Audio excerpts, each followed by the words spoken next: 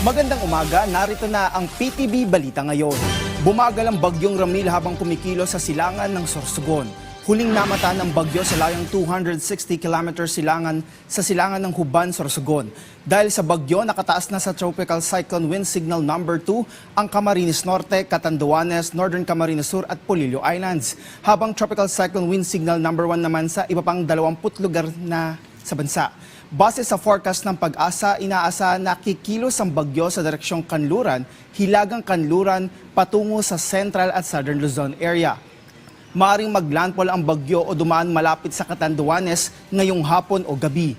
Mula dito ay dadaan ito malapit sa Vincent's, Camarines Norte at Polillo Islands at maaring maglandfall sa bahagi ng Aurora o Quezon bukas ng umaga o hapon. Maaring bagtasin ng bagyo ang Northern o Central Luzon at lumabas sa bahagi ng West Philippine Sea bukas ng hapon o gabi.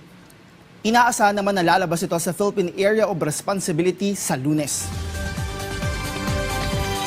Sa kaugnay na balita, naghahanda ng National Grid Corporation of the Philippines o NGCP sa pagtama ng bagyong Ramil sa bansa. Ito'y para malimitahan ang posibleng epekto ng bagyo sa operasyon at transmission facilities nito.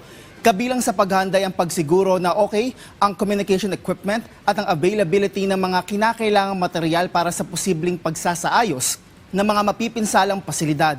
Kasama rin dito ang pagpapakalat ng mga line crew sa iba't ibang mga lugar para sa agarang pagsasaayos ng kuryente sa mga maaaapektuhang lugar. Alinsunod ito sa kanilang Integrated Disaster Action Plan para masiguro ang kahandaan na tumugon sa oras ng kalamidad gaya ng paparating na bagyo.